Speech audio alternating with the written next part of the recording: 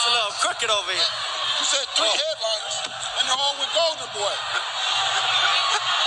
Bill is. Wait, like we don't need you to get undressed.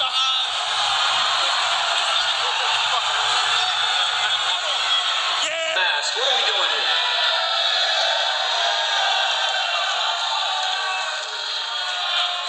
Let me hear you say, oh yeah. Let me hear you say, oh yeah. Right, you a bitch. You a little bitch. You a bitch. It's coming back. It's coming back. Get him.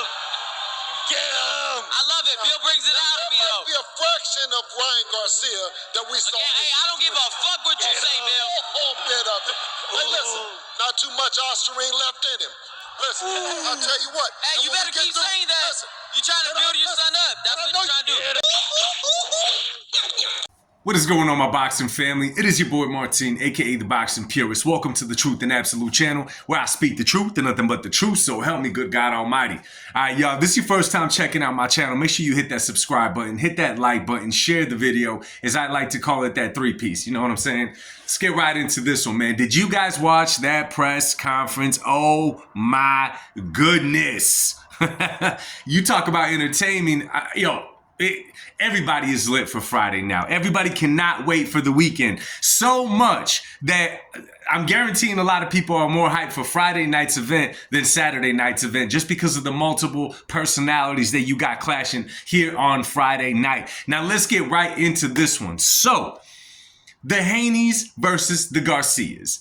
Team Haney versus Team Ryan Garcia. You know, it's crazy to me. It's crazy to me. You know, one thing that I got to give big ups to Ryan for is that he knows, obviously, they're trying to set up the rematch with Devin Haney to show that his win the first time had nothing to do with Ostarine. It wasn't a fluke. It wasn't nothing. He's trying to prove that he could beat Devin the Dream Haney. On the other end, you got the Haneys, who cannot let this go, okay? Since the fight happened, they just cannot let it go. They went on to sue Ryan. They went in to try to kill his reputation. And even now, when they got Jose Ramirez, a fighter that's coming to win, a fighter that's coming to put Haney away, they're overlooking him. They're overlooking him. They're looking straight at Ryan Garcia. At this point, listen, at this point, when it comes to Team Haney, at least Bill Haney, Ryan Garcia is their meal ticket. Ryan Garcia is their meal ticket. Their name is up here as long as they're tying it to Ryan Garcia. That's why he's over there at the open media workouts. That's why he's doing all these things. And let me tell you something. All he's doing is making it really hard for Devin Haney to come back. Let me tell y'all something. There's the superhero effect in boxing, then there's the villain effect in boxing, okay? Floyd Money Mayweather went from being just a boxer to playing that villain role, okay? Went to the villain role and it worked for him. People were paying to watch him lose. Then there's people like a Ryan Garcia, who a lot plays the superhero role. He's the Captain America role in all of this, right? He's the one that's coming to be victorious, to raise the hand, all that kind of stuff. Then there's the position that Devin Haney is put in right now because of his father, Bill Haney. See, they call him the villain. They like to call themselves the villain. You see Devin Haney raising his hands as they're booing him. You see Bill doing the same thing. This is the difference, though. The villain role, as like Kobe Bryant when he was playing in the league, he had a certain period of time where people were just rooting against him, but they were there to watch him. Floyd Money Mayweather, they paid for most of his big fights. They were paying to hopefully watch him lose, but they were still paying. Devin Haney, if he's not fighting a big name, a Ryan Garcia, a Tank Davis, if it's not a loaded card like this one, I hate to say it, they're not even going to pay to watch him lose. They're just not going to not watch him at all. And I think that's why Oscar De La Hoya went on to say, bro, you got to fire your manager. You need to learn how to promote. You think that you're creating a villain role that's going to work for Devin Haney? No, you're creating a fighter that people are not going to watch fight. Let me ask y'all a question. If Devin Haney was fighting this fight, okay, against somebody else, and he was headlining the card, and the fights under there were not two good fights, would you be really interested in watching it? Boxing purists, the actual boxing fans, we may watch it. Is it going to get the casuals' attention? I don't think so. What do you guys think? Anyway, man, move on to the next subject. So, obviously, they go back and forth, whatever, man. Teofimo Lopez. Let me tell you something about Teofimo Lopez. Man, that dude is a man. He is an entertainer. I'm telling you, I'm going to say it till this day. He is the modern day Hector Macho Camacho. God rest his soul.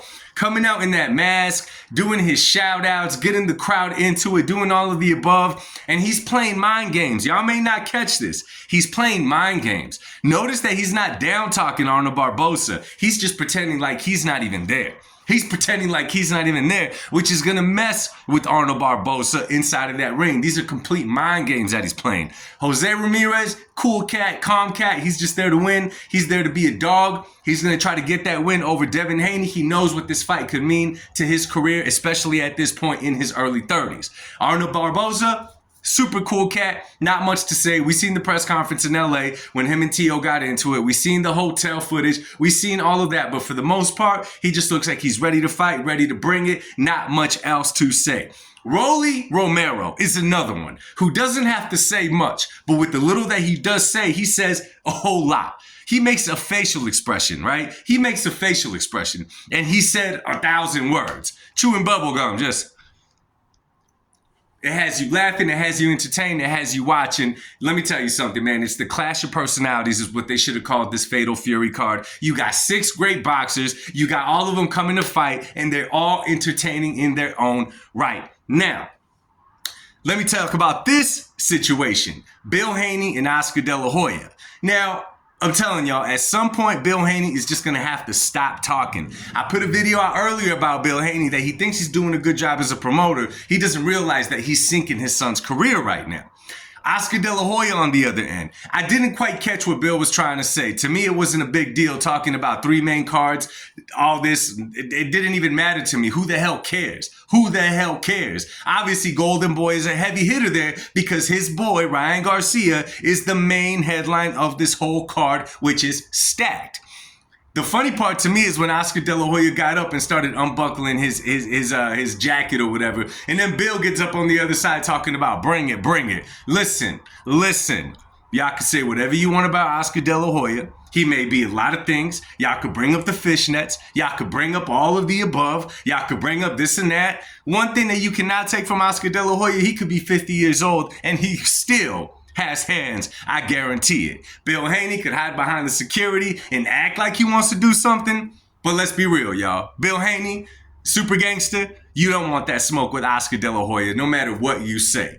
Now, this is shaping up, you guys, to be a very, very exciting fight because of the clash of personalities. The whole background with Rolly Romero and Ryan Garcia in that sparring footage, if you ask me, Rolly Romero, as he says, he's going to beat up Ryan and then he wants Haney to get the rematch or whatever. Cool. If you ask me, Rolly Romero is going to go in there and he's going to entertain the crowd. He's not going to waste no punches. I'm telling you, the game plan is going to go out the window. In his eyes, I believe he's going to go in there and fight Ryan just like he did in sparring 8 years ago or whatever. I think ultimately Ryan takes him out. Okay, but it's going to be entertaining. The fight that's going to be really focused on is Devin Haney and Jose Ramirez, if you ask me, because we all want to see how Haney's going to come back from this fight. Arnold Barboza, Teofimo Lopez, I'm telling you, this could steal the show. This could definitely steal the show. We'll see what they have to bring. We'll see what they have to do. It is going to be a great, great fight if you ask me. So, drop it in the comment section, y'all. My reaction was, it was a great, great press conference. Let me know what you guys think. Drop it in the comment section. Let's talk boxing. Another thing, this Friday night and Saturday night. Oh, one more thing before I get up out of here. Did you guys see Oscar De La Hoya shout out Canelo Alvarez? He was talking about the whole card, Times Square, this and that. And he said, and not only do you get this card, but Saturday night you get to watch Canelo Alvarez live from Riyadh, Saudi Arabia. I thought that was crazy. I thought it was nuts, but hell, it's good to see. Anyways, drop it in the comment section, y'all. I'll be doing live commentating for the fights on Friday and Saturday night. Please check out the live. Let your friends know, all of that. Much love. God bless y'all and peace.